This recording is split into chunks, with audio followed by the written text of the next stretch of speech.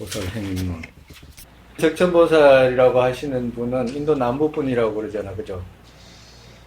그 시대로 보면 한 8세기경이라고 그래, 그죠? 근데 인도 남부에 이제 왕자로 태어나가지고 어릴 때부터 이제 그 보살의 화신이시니까 어릴 때부터 그 문수보살님을 직접 뵀다고 그래요. 그러니까 문수보살님을 직접 뵈면서 대화하고, 그러니까 9살, 10살 이전에 문수보살님 뵙고 성취를 거의 다 얻었다고 그래요. 10살 이전에. 그러니까 보살께서 과거에 아주 보살로서 오신 분이다 이 말이야. 그래서 심지어는 그 적천보살을 문수보살 화연이라고 그렇게 표현하거든요. 하도 시원하네. 그러니까 문수보살 화연이라고 그렇게 표현하셔. 근데 이제 적천보살께서 이제 9살 이전에 문수보살님 얼굴을 직접 뵙고 대화하면서 옆에서 스승제자로서 그렇게 많은 성취를 얻었다 그래요. 그리고 이제 밀교도 말할 것도 없고. 근데 이제 조금 커셔가지고 아버지가 일찍 돌아가셨다 그래요. 근데 아버지가 왕이니까 돌아가시게 되니까 아버지의 이제 자리를 대신해야 되잖아요. 대신해야 되는데 이제 여러 가지 설이 있어. 근데 문수보살께서 이제 그 꿈에 이제 뭐 왕 이제 내일 같으면 이제 왕은 이제 취임을 해야 되는 자리에 문수보살께서 앉아 계시면서 이거 내 자리다 이제 이렇게 이제 꿈속에서 이제 그런 모습이 보였다 그래요. 그러니까 꿈속에서 그런 모습이 보이니까 일어나가지고 아 이것은 왜 그러냐면 그 스승의 자리잖아요. 내 자리다 이렇게 말씀하셨으니까 그 스승의 자리를 비켜라고 하면서 자기가 가서 앉을 수가 없으니까 아 이건 왕 노릇 하지 말라고 하시는 말씀인가 보다 하고 이제 결정을 내렸다기도 하고, 또 어떨 때는 이 여러 가지 설이 있어 직접 뵙고 문수보살께서 그 왕 노릇 하지 마라, 왕 노릇 하는 것보다도 성녀가 되면 많은 유정들한테 더 많은 이익이 있을 것이다 라고 이렇게 말씀을 하셨다 그래요. 그래 여러 가지 설이 있어. 근데 워낙 오래된 이야기고, 그리고 또 기록으로 자세하게 남지 않은 이야기라 뭐라고 할 수가 없어, 그죠? 그래가지고 이제 아버지가 돌아가시고 난 뒤에 왕이 될 그런 입장이 되셨는데, 왕이 안 되고 바로 이제 출가를 하셨다 그래요. 출가를 해가지고 어디로 출가했냐 하니까 나란자 대학으로, 그때 나란자 있잖아요. 인도 나란자 대학으로 이제 출가를 하셔가지고, 이제 그거 비구가 되신 거지. 그때는 나이가 조금 드셨던가 봐. 바로 가자마자 비구계를 받은 거 보면. 그래 이제 비구계를 받고 이름이 이제 적천이라고 이제 이렇게 그 이름을 이제 얻게 된 거예요. 근데 이제 적천이라고 할 때 이제 적이라고 하는 것은 어릴 때도 이 적천보살 이름이 어릴 때도 어릴 때도 아버지가 이름을 적자로 적어 주셔서, 저 고요할 적자잖아. 정멸 적자거든. 평화적 뭐 이런 적거든. 거기다가 뭐라고 이름을 붙였냐면 갑옷 갑자로 붙여가지고 고요한 정멸의 갑옷 이렇게 해가지고 이제 이름을, 어릴 때 얻은 이름은 그런 이름이라. 근데 이제 커서는 이제 적천이라고 그러거든요. 적천이라고 했을 때 우리가 이렇게 하늘 천자 쓰잖아요. 하늘 천자 쓰면 어떤 생각이 들어요? 한문에는 하늘 천자잖아, 그죠? 적천보살이니까 하늘 천자잖아.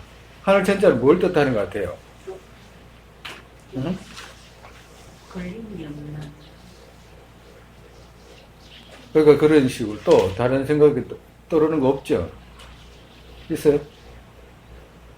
천자라고 하면 하늘이라고 그러면 뭐 떠오르는 거 생각이 있냐고.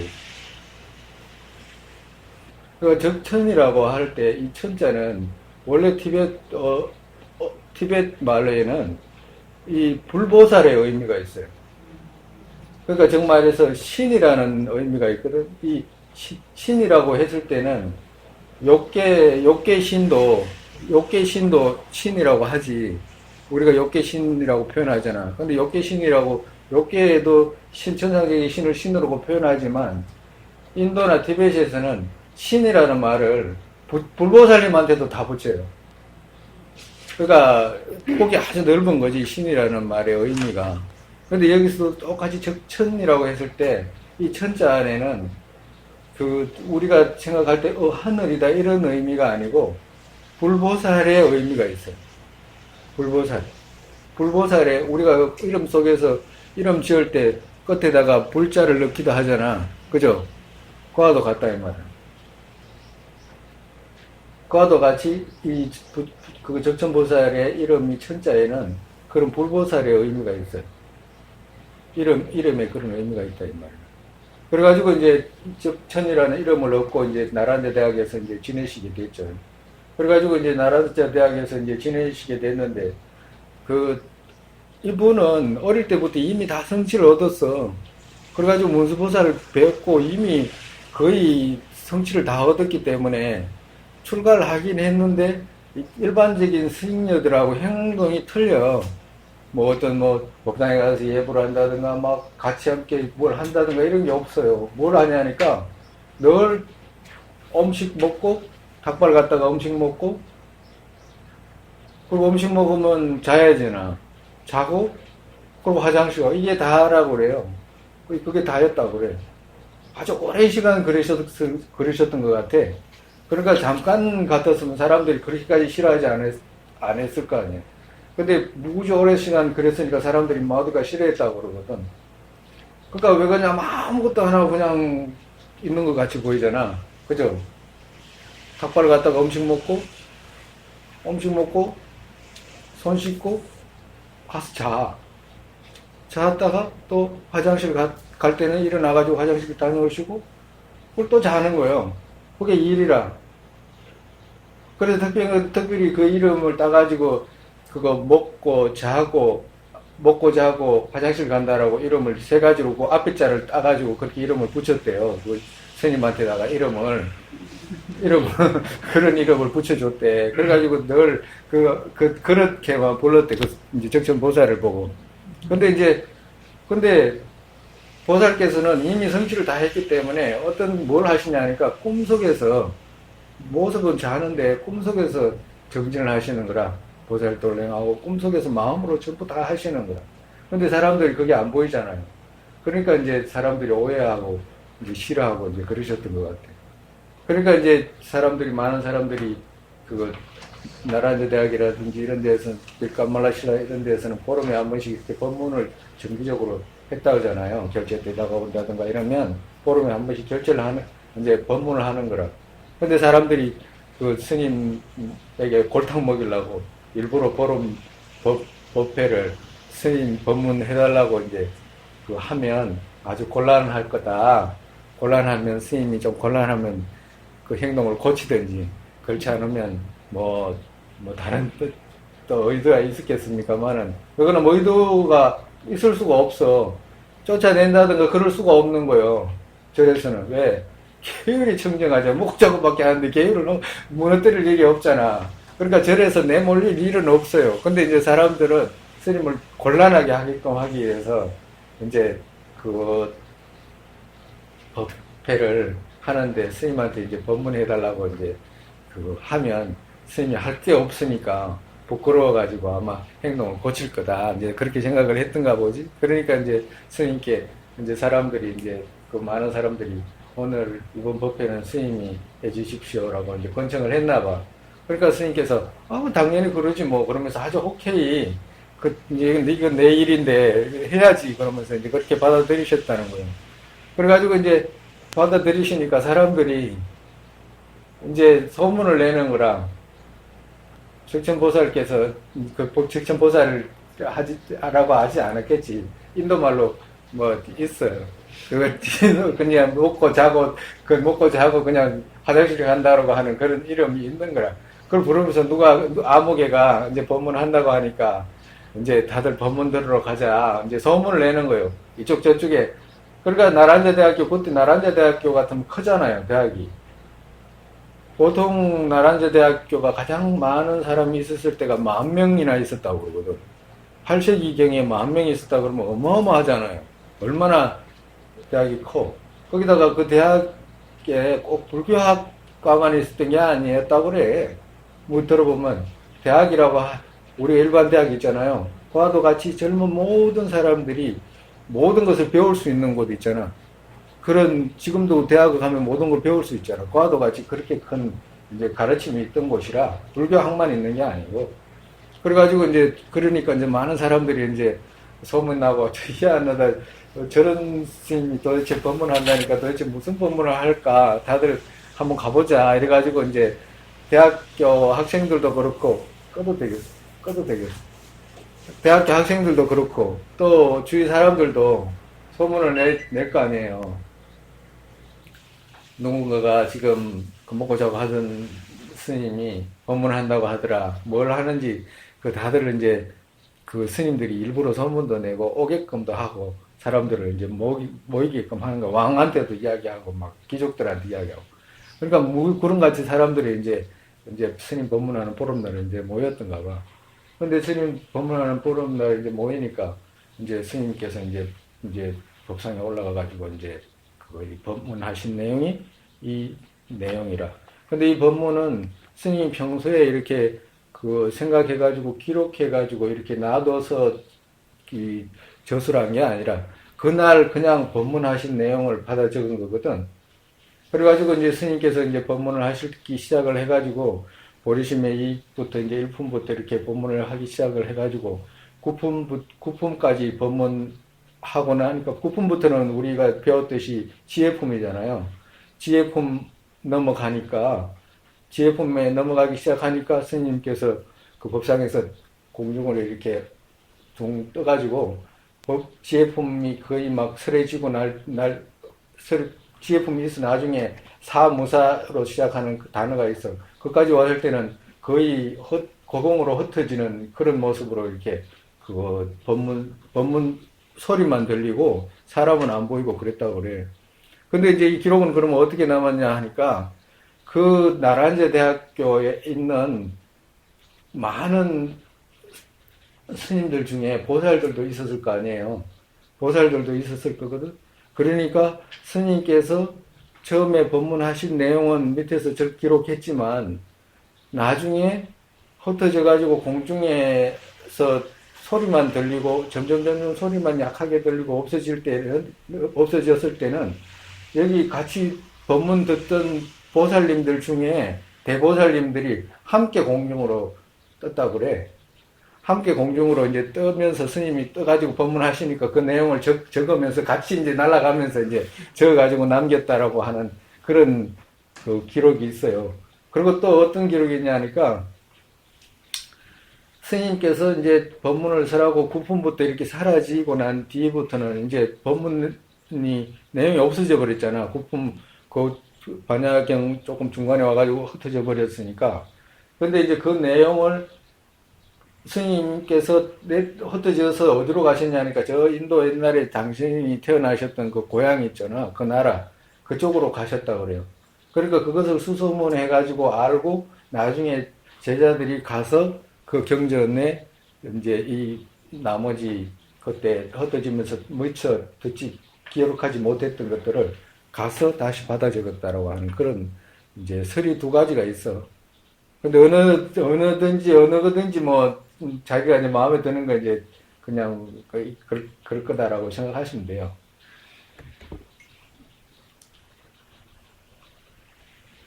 옛날 이야기고 이래가지고 그냥 뭐 특별하게 뭐 그 우리가 어떻게 해서 이렇게 됐다 뭐 이렇게 정확한 그런 기록은 없는 것 같아. 그래가지고 스님께서 이제 여기서 나오면 여기 내용 중에 우리가 배웠듯이 집학론이라든지 경요집이라든가 하는 그런 내용이 나와요. 그걸 봐라고 하는 그런 내용이 나오거든. 그 내용들은 그러면 어떻게 해서 이렇게 있게 되냐 하니까 스님이 이 논을 쓰기 전에 이미 그 논을 그 집학론이라든지 이런 것은 적어가지고 스님 계셨던 방에 그 문틀을 이렇게 뭐 대돌보 같은 데다가 올려놨다 그래요. 그래가지고 나중에 제자들이 그거 미처 그 9품부터 듣지 못했던 내용을 들으러 갔을 때 내 방 그 위에 보면 그 집학론하고 있다라고 해가지고 나중에 이제 그 스님이 쓰신 논들을 이제 그거 발견했던 그런 그 기록이 있어. 그러니까 정말해서 그 스님께서 대표적으로 이제 남겨신 논 중에 제일 큰 논이 뭐냐 하니까 이 보살 행임론하고 그러고 난 뒤에 집학론하고 또 경집요라고 하는 그 경전을 또 요약한 그 문집이라고 해가지고 그 논이 있어요. 우리는 그것을 다 보지는 못해도 선생님께서 말씀하신 이 논 안에 그런 게 있다라고 하는 그 정도만 아는 거지 뭐. 그리고 이제 우리가 또 가면서 점점 가면서 이제 설명할 건 또 설명하고 또 이제 그거 보태고 또 할 건 또 보태고 하지 뭐. 그러니까 우리말로 똑같이 번역하면 우리말로는 어떻게 되냐면 보살의 행에 들다 이런 말이에요. 보살의 행에 들다. 그러니까 우리말로 하면 그렇다요. 보살의 행에 들어가다 이것이 이제 그거 여기에 이제 적천보살께서 쓰신 논의 이름이라. 모든 부처님과 보살님께 절하옵니다라고 했지. 원래는 이 모든 부처님과 보살님께 절하옵니다라고 하는 이 말까지는 아까 전에 그거 티베트 원전에 보면 인도 말로 보디 샤토 짜라야 아와따라라고 해가지고 그렇게 하고 그 다음에 이제 티베트 말로 그 장축셴바 쪼발라죽바라고 쓰고 그 다음에 모든 부처님과 보살님께 절하옵니다 이렇게 돼 있어요. 근데 원래 적천보살의 논에는 이 세 가지가 없고 티베트의 역정사들이 이제 적어놓은 거라. 그 역정사들이 쓰신 의미는 깊은 의미는 있지만 나중에 이제 그건 또 이제 배우기로 하고 그리고 우리는 이제 원문으로 이렇게 배워 나갈게요. 선서 법신 보살과 마땅히 공경해야 하는 모든 분들께 공경이 절하옵니다. 이제 적천보살께서 여기서 이제 법문을 시작하실 때, 처음에 이제 법문 시작하실 때 이 말은 무슨 말이냐면 부처님을 찬탄하는 말이에요. 부처님 삼복계 기이하는 구절이라고 이게. 삼복계 기이합니다 하라고 하고 우리도 뭘 할 때 삼복계 기이합니다 하고 하잖아요. 그와도 같이 삼복계 기이하는 그런 공양구라. 공양구. 선서 법신 보살과 이렇게 이야기했잖아요. 그러니까 선서라고 이렇게 이야기를 하면 부처님 명호 중에 하나잖아. 그죠? 명호 중에 선서 세간에 명행족 선서 세간에 조호장부 천인사 불세존 이렇게 있잖아. 그죠? 근데 인도 우리말에 하는 거 중국에는 선서 이렇게 표현했는데 선서라는 말은 이 착할선자잖아요. 착할선자 잘 갔다 뭐 이런 의미가 있는 이제 그리고 중국 사람한테 물으면 그렇게밖에 해석을 안 해. 선서라는 내용을 보면 선서라고 해가지고 중국의 어떤 불교 사전을 찾는다든가 전해오는 말씀을 들으면 이 선자는 착할 선자 아니면 잘 선자라, 잘 가신 분, 뭐 이런 뜻으로 이제 그거 해석을 하게 돼. 근데 원래는 이 선서라는 말이 무슨 말이냐면 원문에는 이 선서라는 말에 선자는 같은 선자 쓸지는 몰라도 선자는 이 안락이라는 뜻이에요. 안락. 그러니까 선서 이 말은 보살의 행은 뭐냐면 안락에서 안락으로 가는 행위거든. 정말해서 우리가 앞전에 보살의 그 행임론 배울 때 가장 중생 세계에서 가장 안락하고 편한 행동이 뭐냐? 보살의 행위고 그 안락하고 편한 행동을 통해서 가장 안락하고 편안한 부처를 이루는 거거든. 정말해서. 그때 그 보리심 일으키는 방법 저쪽에서 이야기한 거 내용은 잘 들어봤잖아. 그죠? 그때 스님이 뭐라고 그랬어요? 가장 안락한 방법으로 가장 안락에 도달하는 거. 그게 부처님이 희유한 방편이라고 그랬잖아. 그때도 여러 번 말씀드렸잖아요. 그와도 같이 보살의 행위라는 것은 우리가 이렇게 보면 보살의 행은 너무너무 그 힘든 행위고 오히려 막 난행 고행 같은 생각이 드는 것은 중생의 아의 집이 너무 지냈을 때고 조금만 들어가서 보면 가장 안락하고 가장 편안하고 가장 모든 즐거움이 생기는 것이 보살의 행위거든. 그렇잖아. 근데 그 안락하고 편안한 보살의 행으로 무엇을 이뤄? 가장 위대한 안락한 부처를 이룬다 이 말이라. 그래서 선서라고 이렇게 표현했을 때는 가장 안락한 행위로 가장 안락한 곳에 도달한다 이 말이라. 그래서 선서라는 말을 쓴 거예요. 옛날 어른들이. 그래서 이 선서라는 말은 그런 말이다. 그러니까 선서라는 말은 가장 안락한 곳에 도달하신 분이기 때문에 여기서 선서는 누구냐 하니까 부처님이 되잖아. 그죠? 그리고 법신은 뭐냐면 불보가 돼. 그 법보가 돼. 선서는 불보가 되고 법신은 법보가 되고 보살은 성보가 되는 거라. 그러니까 불법성 삼보 이런 말이라. 불법성 삼보와 마땅히 공경해야 하는 분들께 이렇게 있잖아요. 원래는 공경해야 되는 말 아래 절해야 하는 분들 이렇게 적으셔요. 절해야 하는, 마땅히 절해야 하는 분. 마땅히 절해야 하는 모든 분들께 공경이 절하옵니다. 그러셨잖아요. 그러니까 마땅히 공경해야 되는 분들은 어떤 분이냐. 삼보 중에 여기서는 보살이잖아요. 보살뿐만 아니라 보살의 성가도 성가지만 다른 보살이 아닌 성가 있잖아. 그런 분들을 포함시키기 위해서 이 말씀을 하신 거라고 그래. 그러니까 정말해서 우리가 아란이라든지 독각 성문 영각이라든지 이런 분들 성인의 지위에 올라가잖아. 그죠? 그러니까 그런 대중들한테도 마땅히 공경받아야 되는 그분들에게도 제가 절하옵니다. 이제 이 말씀을 하신 거예요. 그래서 여기서는 이 삼보롭게 이제 공경하는 공양구로 이제 말씀하신 거고,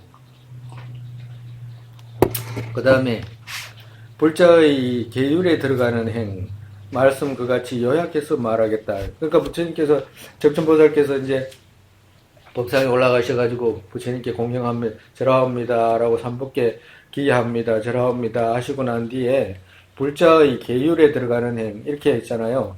그 밑에다가 뭐라고, 불자의 묶음에 들어가는, 묶음이라고 써주세요. 묶음이라고 해야지 되는 이유가, 묶음이라고 해야지만이, 왜 그러냐면 묶음이라고 하는 것은 반야경에 아까 전에 말씀했듯이 반야경에 드러나는 부분과 감춰져서 드러난 부분의 가르침과 감춰진 부분의 가르침 두 가지 있다고 그랬잖아. 그 드러난 부분의 가르침하고, 드러난 부분의 가르침은 지혜품이잖아. 그죠? 지혜품 공성이니까. 공성을 말씀하신 거고, 드러나지 않은 품의 가르침은 다른 바람일이기 때문에 그 다른 바람일을 묶어서 말씀했다라고 이렇게 이야기를 해야 된다고 논에 그렇게 써놨어요.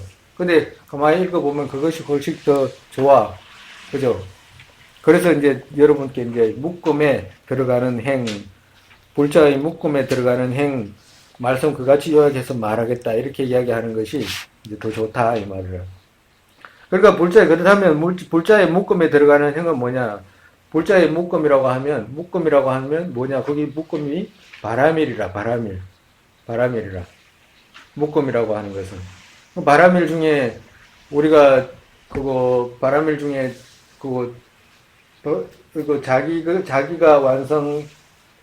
자기를 완성하는 바람일 6가지하고, 남을 완성하는 바람일 4가지가 있잖아. 10바람일이잖아. 그죠?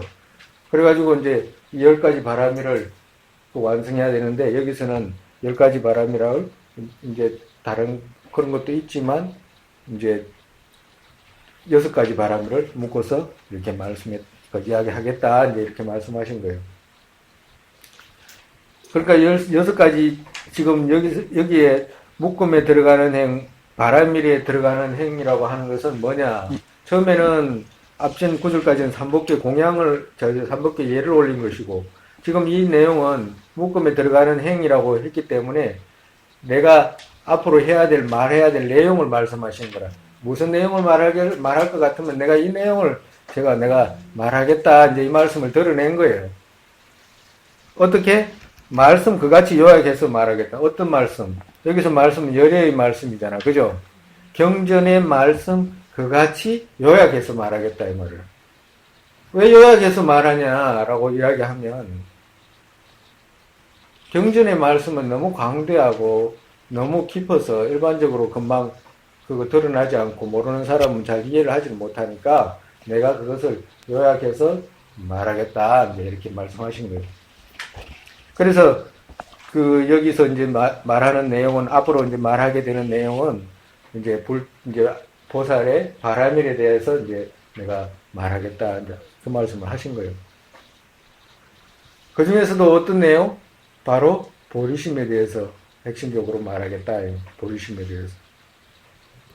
그래서 보리심을 일으키는 데에서는 여기서 이제 처음에 우리가 그 기도문 할 때 이렇게 하죠. 우리 해양하고 난 뒤에 최상의 보리심 생기지 않은 것들 생기게 되고 생긴 것들 줄지 않고 더욱더 늘어나게 되소서 하잖아. 그죠? 그러니까 그 내용 그대로 여기서 말씀하셔. 이게 뭐냐 하면 생기지 않은 보리심 생기게 되고 했잖아. 그죠? 최상의 보리심 생기지 않은 최상의 보리심 생기지 않은 것 생기게 되고 했잖아. 그죠? 생기지 않은 것 생기게 되고는 첫 번째 품에서 세 번째 품까지라. 정말해서 여기서 최상의 보리심 생기지 않은 건 생기게 되고 하는 것은 첫 번째 품에서부터 세 번째 품까지는 보리심 일으키는 것, 일으키는 내용이라. 그리고 두 번째는 생긴 것들 줄지 않고 라고 했잖아요. 그죠? 줄지 않고까지가 뭐냐? 4품에서부터 6품까지라. 첫 번째는 일으키는 품, 세 품하고, 그 다음에는 일어난 품, 멸하지 않고 유지하는 품, 6품까지고, 그러고 난 뒤에 7품에서 8품, 9품까지는 뭐냐? 더욱더 늘어나게 하는 품. 그렇게 구성이 되어 있다, 이 말이야. 첫 번째 품에서 세 번째 품까지는 보리심 일으키는 품. 그러고 난 뒤에는 보리심 유지하는 품. 그러고 난 뒤에는 보리심 더욱더 늘어나게 하는 품. 이렇게 9품까지 되어 있다, 이 말이에요. 그러고 난 뒤에 회양품은 10품이잖아, 그죠? 그래서 이 묶음이라고 하는 것은 그 보시에서부터 지혜까지 이렇게 내가 말하겠다. 이제 그 보살께서 이제 말씀하신 그 내용이라. 말할 바 이제 내용인 것이지. 이전에 있지 않았던 말 또한 여기서는 하지 않겠다. 문장력 또한 나에게 있지 않다. 그렇기에 남을 위한다는 생각 또한 나에게는 없다. 다만 나의 마음 수습하기 위해 나는 이것을 짓는다. 이렇게 말씀하셨잖아요. 그죠? 정말해서 이게 어떤 상황이냐 하니까 보살께서 지금 법문을 하려고 하신 것은 내가 보름날 내가 법문을 할 테니까 법문 자리를 만들어 이렇게 법문 시작하신 게 아니잖아요. 어떻게 해서 신부작해서 다른 사람이 골탕 먹이려고 지금 스님을 막 모시는 거잖아. 그러니까 그 대중들은 어떤 사람들이 왔겠어요? 생각을 해봐. 예? 골탕 먹이고 싶은 사람. 그렇지. 골탕 먹이고 싶은 사람. 그렇지 않으면, 니 무슨 말 하나, 우리 한번 들어볼란다. 이때까지 잠만 자던 사람이 무슨 할 말이 있을라나라고 생각하고 왔을 거 아니에요. 소문도 그렇게 났을 건데. 그러니까, 물론 주석서에는 이런 이야기는 없어. 그냥 스님이 그렇게, 내가 혼자서 가만히 생각을 해보니까 그럴 것 같은 생각이 들어서 스님이 왜 이 말씀을 하셨을까. 혼자, 이제 가만히 생각을 하니까 이제 그랬을지 않을까 이제 그런 생각이 들었어.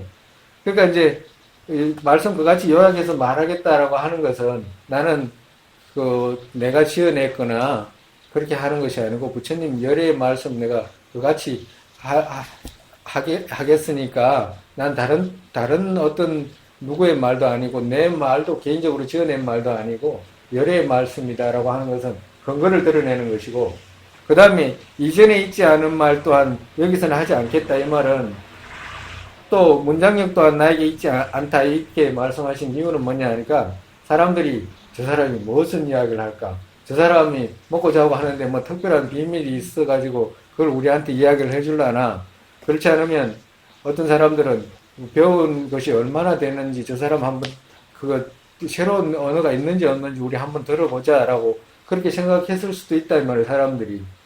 그러니까 그런 사람들이 왔을 수도 있기 때문에 그런 사람들에게 겸손한, 당신 스스로가 겸손한 입장으로 이 말을 하시지 않을까, 이제 그런 말, 이제 생각을 한 거라. 정말에서 겸손하게, 혹시라도 그런 뜻으로 왔다 그러면 그렇게 생각하지 하면 안 된다. 불손한 동기로 그렇게 이제 가지고 와가지고 무슨 이야기를 할까라는 그런 이제 엉뚱한 생각을 만약에 가지고 왔다 손 치더라도 그런 생각하지 마세요라고 하면서 이제 이 말씀을 하신 것 같아요. 이전에 있지 않았던 말 또한 여기서는 하지 않겠다. 내 특별한 거 말하지 않는다 이 말이야.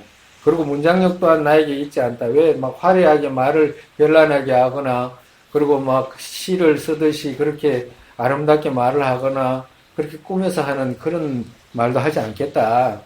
그렇기 때문에 나는 지금 남을 위한다는 생각 또한 나에게는 없다.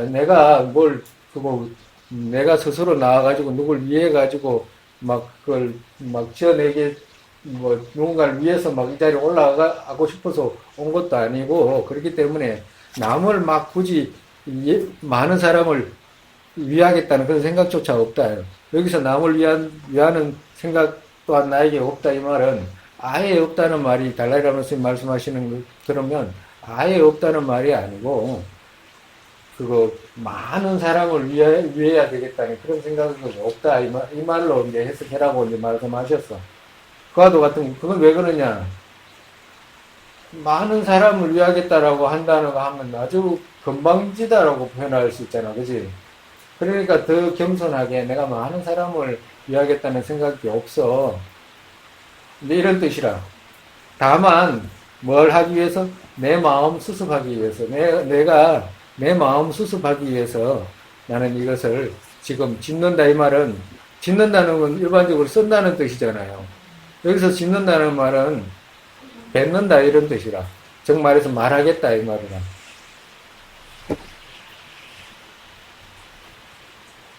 그렇지 남을 막 많은 사람을 위해서 뭔가를 하겠다라든가 그런 것이 아니고 나는 내 마음 수습하기 위해서 하겠다 이 말은. 그렇지만 선을 익혀서 나의 믿음의 힘이 감신하며 또 늘어나게 되고 나와 선인이 같은 이들이 또 만약 이 글을 보게 된다면 이익이 있게 될 것이다. 이제 두 번째라. 정말해서 이것은 스님하고 정말해서 스님하고 동기가 똑같은 사람, 정말해서 보리심을 일으켜가지고 보리로 나아가고자 하는 사람이 있다면 그런 사람이 이 글을 읽게 된다면 이익이 있게 될 것이다. 그런 사람들은 많지 않잖아요. 그런 사람이 많나? 드물잖아. 그렇기 때문에 남을 위한다는 생각이 없다. 이 말이 여기서 연결이 돼요. 많은 남을 위한다는 생각이 없다. 이 말이야. 다만 보리심을 일으키고 나와 같은 성향이 있는 이들 있잖아. 지혜와 자비를 개발하고자 하는 그 사람들이 만약에 이 논전을 보게 된다면 그 사람에게는 이익이 될 것이다. 이 말이야. 여기까지가 이제 전행의 말씀이라. 전행이라는 말은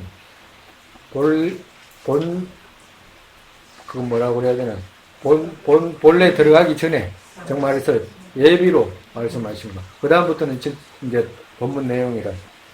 전행의 말이라.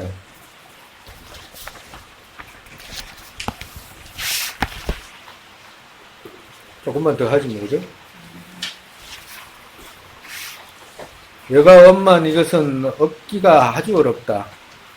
장보의 포부 이룰 수 있게 되고서 만약 여기에서 효력을 성취하지 못한다면 이후에는 어디 원만하게 되겠는가. 정말해서 이제 여기서는 이제 수행하는 이제 보리심 일으키고 이제 본질적으로 수습하는 내용들이잖아. 그죠? 그래서 본질적으로 우리가 어떤 것을 수습할 때 가장 중요한 게 뭐냐. 첫 번째 생각해야 되는 것이 바로 여가 원만이다 라고 이제 말씀하시는 거예요. 여가 원만이 뭐였죠? 우리가 여가라는 말은 뭐라고 그랬습니까? 응? 여가라는 것은 뭐라고 그랬죠? 우리가? 응? 어떻게? 여가가 있다, 여가가 없다 이 말은 뭐라고 그랬어요? 어? 8가지 그렇지. 틈이 있다. 틈이 있다라고 생각하면 돼요.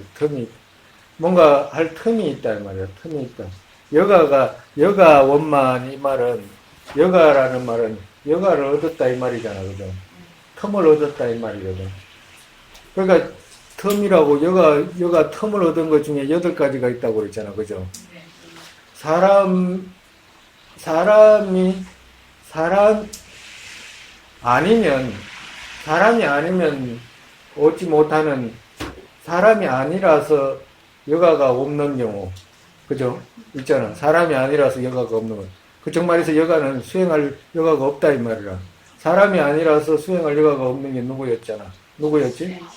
오, 그렇지.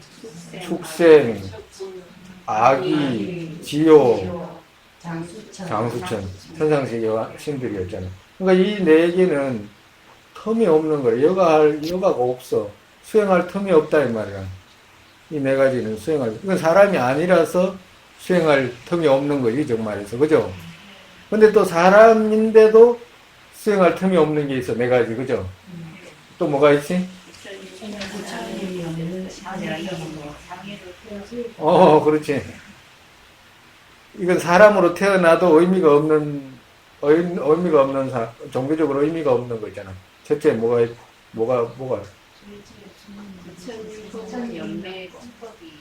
아니, 여가 없는 거. 사람으로 태어나고 여가 없는 거.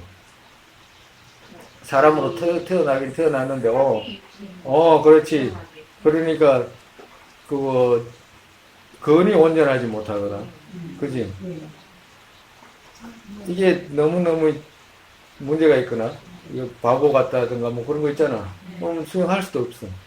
또 뭐가 있어? 그렇지.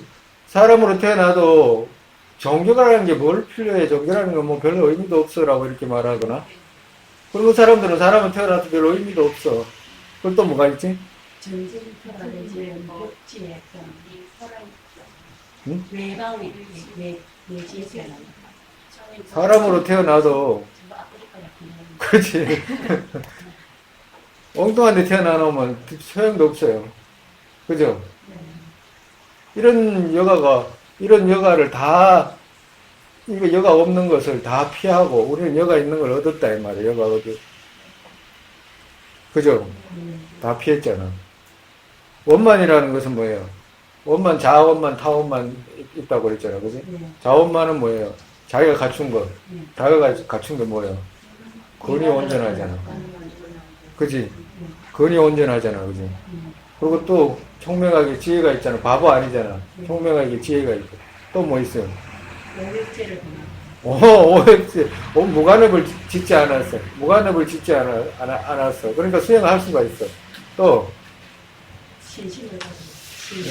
그렇지. 신심이 있지. 또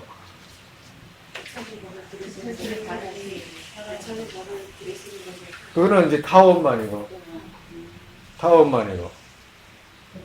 불법이 존재하는 땅에서 태어나. 불법이 있는 데서 태어나. 그 타원만이고.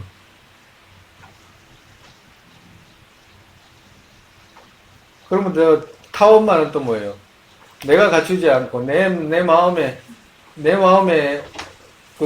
내가 갖춰도 저쪽이 갖춰지지 않으면 안 되는 게 뭐예요?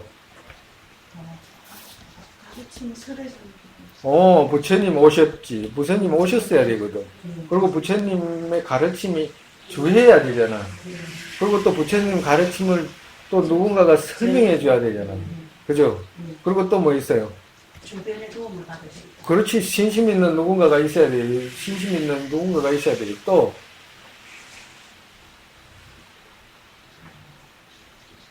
한 개씩 빠졌어. 그지?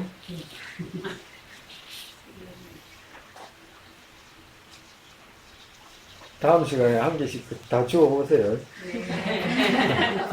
아니, 어디 가서 빠뜨리냐, 다 주워라. 그래서 이것 자체는 얻기가 그래 어렵다, 이거. 아니, 우리가, 스님이 이제 그런 말씀 가끔 드리잖아요. 우리가 자기 스스로가 자기를 이거 너무 다행이다. 이거 너무 다행이다. 이거 너무 다행이다라는 말을 많이 할 수 있어야 된다고 그러잖아. 우리가 여기서 다만 나의 마음 수습하기 위해 이 논을 짓는다고 말씀하셨잖아요. 이 말씀은 수습이라는 말은 정말에서 우리가 다행이다라고 생각하면 마음이 기뻐지잖아. 안정이 되고. 그러니까 수습이라고 하는 것은 우리 마음 속에 아주 안정되고 우리 마음 속에 기쁨이 생기는 생각을 끊임없이 할 수 있어야 되는 거거든. 그걸 수습이라고 그래. 그리고 그 생각이 일어나는, 편안하고 안정된 생각이 일어나는 것을 끊임없이 해나가야 되는 거거든. 그렇기 때문에 우리가 평소에도 우리가 여가 원만에 대해서 있잖아요. 아, 내가 사람으로 태어난 것 너무 다행이다. 축생으로 안 태어나는 건 너무 다행이다. 아기로 태어나지 않는 건 너무 다행이네. 지옥으로 안 태어난 건 진짜 다행이다. 저 벌레로 안 태어난 건 진짜 다행이다. 이렇게 자꾸 다행인 점을 생각하면 자기 스스로가 자기 자신을 칭찬해 줄 수, 그 자기 자신을 칭찬하는 거잖아. 자기 자신을 끄집어 올려줄 수 있단 말이야. 아, 내가 진짜로 부처님 가르침을 이해할 수 있어서 너무너무 다행이네.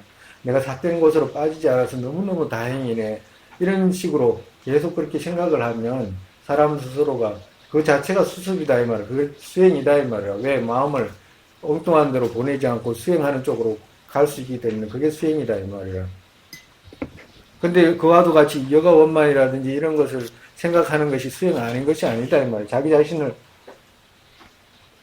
자기 자신이 어떤 식의 모습으로 태어나 있는지, 어떤 상태로 놓여 있는지 자기 스스로가 보고 그것을 칭찬해 줄 수 있어야 된단 말이에요. 그래야지만이 자기 자신에 대한 어떤 신뢰를 가지잖아요. 왜 그러냐? 여가 원만이라는 것은 우리가 배웠지만 지금 이것은 과잖아, 그죠? 과잖아. 이 과 중에서도 어떤 과? 너무너무 귀한 과잖아. 일반적인 과도 아니잖아. 근데 일반적인 과도 아닌 이 귀한 과를 얻기 위해서는 반드시 앞에 그러한 인이 같다 이 말이거든.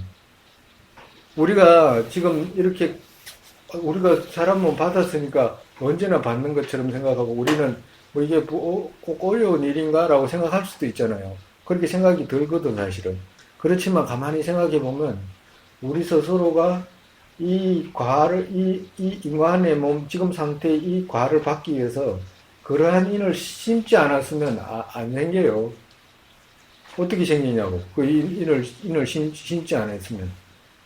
그래서 우리가 지금 부처님 가르침을 그거 듣고 배우고 이걸 빼고 다만 인간으로 태어나는 것만 해도 첫째 10불선을 안 지어야 되거든. 10불선을 안 지어야 된다고. 근데 세상에 살면서 10불선 안 짓기가 쉽습니까? 무지 어렵잖아. 그리고 더 나아가서 우리 지금 같은 지금 이 몸 받기 위해서는 10불선 위에다가 그건 당연히 앉아야 되고 10선을 행해야 되거든. 10선을 행해야 된다고. 10선을 행할 수가 있겠냐고. 무지 어려운 거라. 정말해서 우리 부처님 가르침 이걸 배우는 지금 우리 여가 원만을 얻은 사람은 그 10불선도 안 짓고 또 10선을 행하고 그 위에 또 뭘 행하냐. 보시, 계율, 인욕을 철저하게 행한 사람만이 지금 우리 부처님 가르침을 만난다라고 말씀하셨거든. 그러니까 우리가 지금 과 얻은 과 있잖아요. 우리가 지금 이렇게 모여서 공부할 수 있는 부처님 가르침을 들을 수 있는 이 과는 과거생에 무지 귀한 인을 그렇게 심은 거예요. 그렇게 인이 귀하다 이 말이에요. 우리가 심은 인이 귀하다 이 말이야. 그러니까 일반적으로 그냥 아무렇지도 않게 볼 수 있을지는 몰라도 몸은 받았으니까 아무렇지 않게 이거 늘 받는 거구나라고 생각할 수 있는지 몰라도 그만큼 귀한 인을 지은 그 과로 우리가 지금 귀한 상태에 놓여 있단 말이에요. 비교로 말하면 우리가 드물게 어떤 사람을 보냐 하면 어떤 연세를 아주 잘 늙어가지고 그거 평소에 막 덕을 베풀고 사람들한테 너무너무 좋은 소리 듣고 이런 사람들 있잖아. 그죠? 가끔 가다가 그런 분들 있잖아. 그리고 마음도 너무너무 넓고, 그리고 지혜롭고, 그리고 또 청정하고, 과거에 다 그런 공덕으로 지금 이렇게 왔다니, 그 누군가가 그렇게, 여러분들이 그런 전생에 그렇게 삶을 살았기 때문에 지금과 같은 이런 자리에 와가지고 부처님 가르침을 들을 수 있다, 이 말이라. 그만큼 그렇게 살았다, 이 말이라. 그 얼마나 귀하게 살았냐고. 그런 사람이 우리가 세상에 찾아보면 있습니까, 잘? 만약에 진주 시내 다 찾아보면 그런 사람은 얼마나 돼요? 우리나라 다 찾아보면 몇 사람 되겠어요? 시골이나 저기 도시나 할머니도, 어디든지 할머니, 할아버지는 많지. 그렇지만 그렇게 늙어가지고 돌아가시고 잘 사는 분이 있냐고. 그와도 같이 여러분들이 그렇게 세상 어디엔지는, 지구였는지는 모르고, 그건 확실하지 않아. 지구 아닌 다른 어떤 그 세계에서 아마 그렇게 잘 살았던 분들이니까 그런 결과로 여가원만에 대해서, 여가원만을 갖춰서 부처님 가르침을 듣게 됐다, 이 말. 그만큼 인이 귀하다, 이 말이야. 그러니까 이렇게 인이 귀한 인을 함부로 소비하지 마라라고 말씀하시는 거라, 지금. 정말에서. 과 또한 귀해요. 이 과의 입장에서도, 인의 입장에서도 귀할 뿐만 아니라 과의 입장에서도 무지 귀해. 왜 그러냐? 과의 입장에서 보면, 우리 지금 인간이잖아. 인간이라는 결과잖아. 그리고 또 인간 중에서도 특별히 부처님 가르침을 배우는 과잖아. 그 중에서도 특히나 공생의 견해가 보리심을 배우는 과잖아요. 이런 과를 얻은 사람이 있냐, 이 말이야. 사람 중에서도 드물어. 그래요, 안 그래요? 사람 중에서도 드물어. 그것뿐만 아니라 사람 중에서도 드물 뿐만 아니라 조금만 더 나가면 사람 중에서 60억 인구 중에서도 얼마나 귀한 사람들입니까? 60억 인구 대부분 종교를 믿지도 않는데, 그리고 불교도라고 해도 그 관심도 불교에 관심이 없는데, 성녀들조차도 없는데, 그 중에서도 보리심과 누군가를 위해서 삶을 살아야 되겠다는 생각을 가진 사람은 귀하고 귀하잖아. 이 과다, 이 말. 이 귀한 과다, 이 말이야. 그러니까 이 귀한 과를 가진 사람이 누구냐? 사람 중에서도 드물잖아요. 그러면 조금 더 나아가서 봐봐. 사람 60억 인구 중에서도 귀한 존재고, 60억 인구 중을 벗어나서 축생이라고 생각하면, 거기서 막 광대하게 펼쳐져 버리잖아.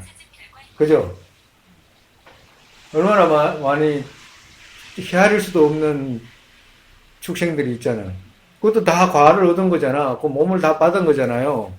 그잖아요. 몸을 다 받은 입장이지만 틀리잖아. 우리하고 과가 틀리잖아.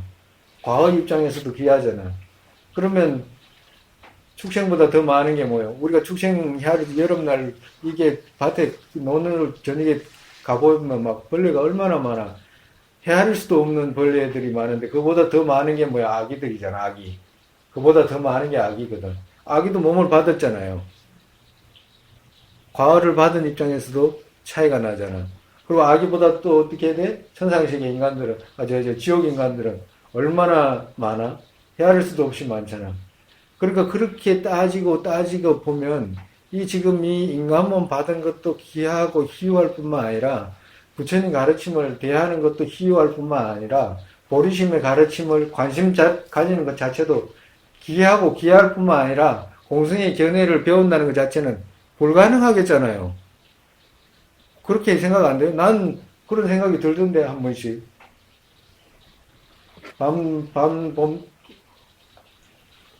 밤에 왔다 갔다 하면서 이렇게 생각할 때, 어떻게 이런 일이 나한테 일어났나 하는 그런 생각도 안 들어요. 소름이 끼치고, 이런 생각이 들던데.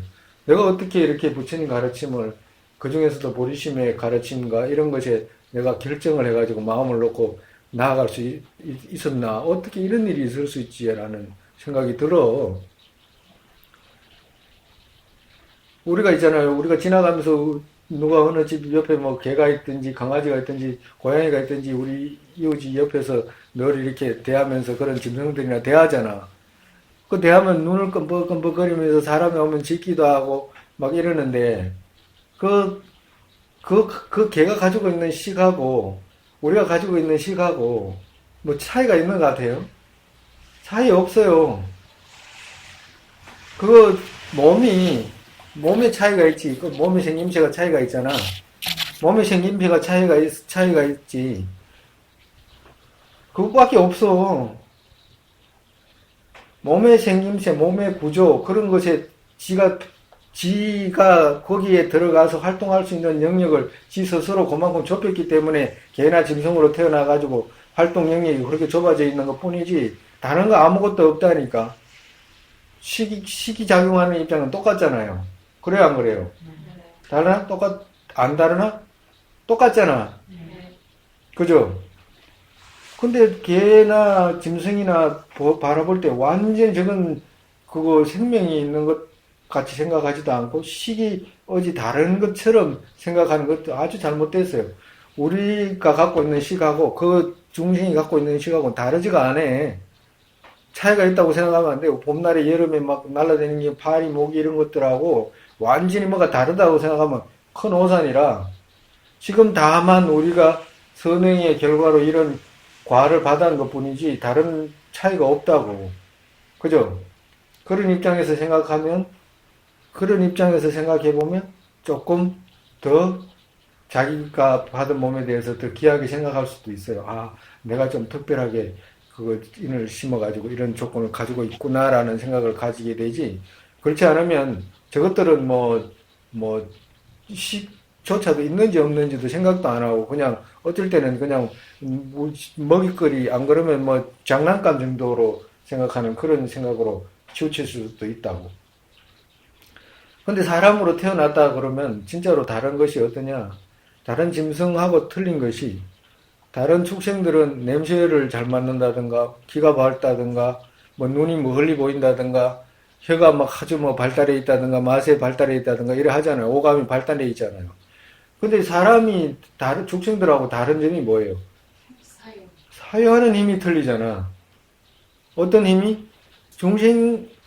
어떤 중생이든지 보리심을 일으킬 수는 있겠지. 그렇지만 개나 축생이나 이런 축생이 일체 중생을 위하겠다는 마음 생각을 해낼 수가 있겠냐고. 그건 오직 사람만이 할 수 있다니까요. 오직 사람만이, 그리고 또 배운 사람만이 할 수 있는 거라. 그러니까 이 의식이, 가지고 있는 의식이 얼마나 위대한 의식이냐 이 말이야. 지금 이 몸으로 가지고 있는 이 의식이 그렇게 위대하다 이 말이야. 그죠? 그렇기 때문에 여가 원만에 대해서 많이 생각할수록 자기 스스로가 어떻게 돼? 이걸 낭비하지 않겠다는 생각을 많이 가지고, 그리고 생각을 많이 하면 많이 할수록 낭비하지 않는 것이 줄어들어. 그러면 어떻게 돼? 자기가 더 정진의 마음을 놓을 수가 있잖아. 그죠? 그래서 인이 너무너무 귀하고, 과도 귀하잖아. 인이 귀하고, 과도 귀하고. 그리고 비유로도 많이 말씀해 놨거든, 부처님께서. 심지어는 부처님께서 제자들한테 어떻게 말씀해? 우리가 콩 있잖아, 콩. 콩을 한 움큼 쥐어가지고 저 벽에다가 뿌려라. 제자야, 너 저기 뿌리면 저기 콩이 붙어 있는 콩이 몇 개나 되냐? 콩이 붙어 있을 수 있어요? 벽에다가 콩을 뿌리면, 우리 그 메주콩 있잖아요. 메주콩 벽에다가 뿌리면 그거 몇 개 붙어 있던가요? 네? 잘 안 붙어 있잖아. 아예 안 붙어 있잖아. 아예 그렇게 잘 안 붙어.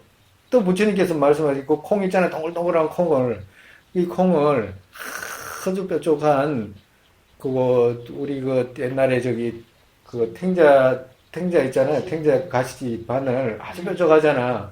거기에 한번 세워봐라 그래. 그 세울 수 있습니까? 그 동그란 콩을 그 바늘을 위에다가 세울 수 있냐고. 못 세워. 벽에다가 콩을 뿌려도 그 뭐 안 붙어 있고, 거기 그 바늘 위에다가 세우려고 해도 그거 안 붙어 있어요. 여기다가 부처님께서 안 하는 존재한테 말씀하시잖아요. 짝대기를, 암경이 그 비유로 그렇게 말씀 많이 해놔. 짝대기, 심지어는 부처님 손톱에다가 이렇게, 손톱을 이렇게 흙에 이렇게 묻히면, 이 손톱에 묻은, 열의 손톱에 묻은 흙이 많으냐, 이 세상에 흙이 많으냐라고 이렇게 묻잖아요. 그러면, 어느 흙이 많아요? 세상에 흙이 많잖아. 손톱에 있는 흙이 얼마나 돼? 과도 같아. 선도에서 선도로 가기는 이 세상에 흙은 중생에 비유하셨잖아. 이 중생이 태어나가지고 있는 이 모습에 흙에 비유했거든. 요 모습과도 같다, 이 말이에요. 이 중생이 많은 중에 이 손에 묻은 이 흙 정도가 선도에서 선도로 간다라고 말씀하셔요. 그러니까 헤아릴 수 없는, 우리가 눈에 보이는 축생세계도 헤아릴 수 없는 이 세계의 끝없는 이 유정 속에서 자기 스스로가 이 받은 걸 희유하게 생각해야지 특별하게 생각하면 안 되는 거야. 그러니까 정말에서 나는 늘 인간이 될 수 있는 것 같은 생각을 가진다거나 그런 생각을 가진 건 완전 착각인 거라. 그만큼 여가 원만을 받는다는 것은 인해상에서도 귀한 일이고 너무너무 귀한 인을 심은 거고, 과의상에서도, 과의라는 것은 과의상에서도 귀하다는 말은 비교해서 한 거잖아. 그죠? 어떻게 비교해?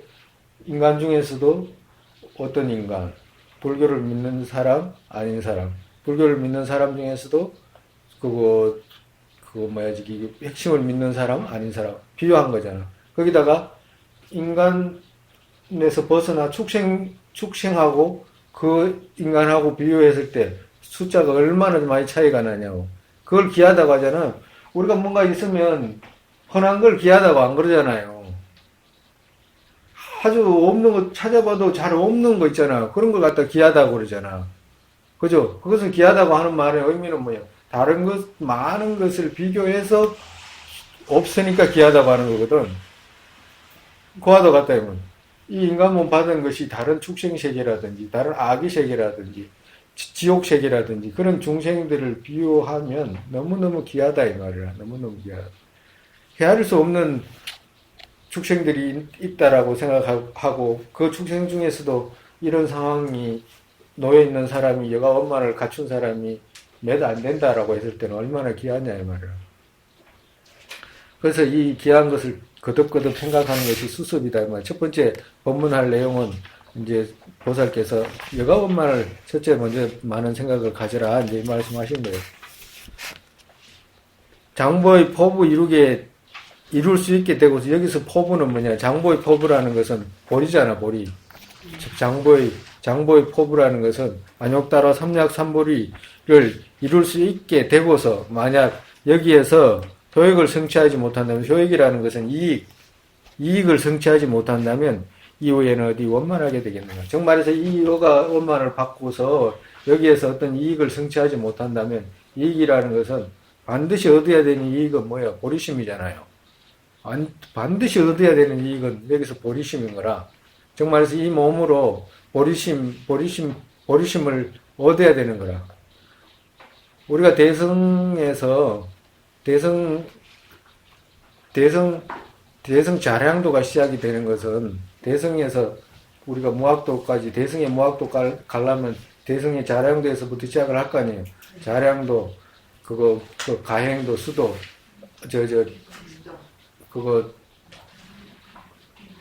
자량도, 가행도, 견도, 그렇지, 견도, 수도, 무학도로 가야 되잖아.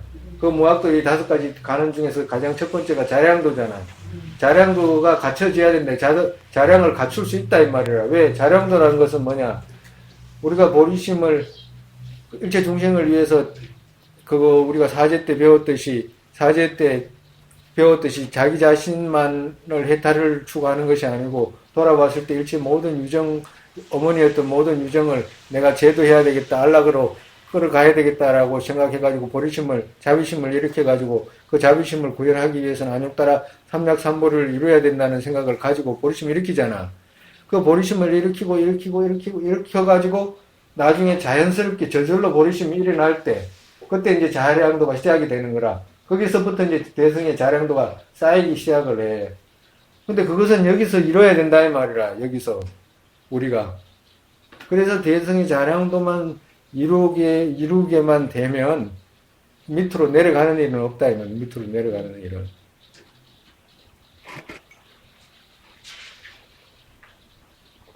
안락에서 안락으로 가는 길을 거기서 시작이 된다, 이 말이야.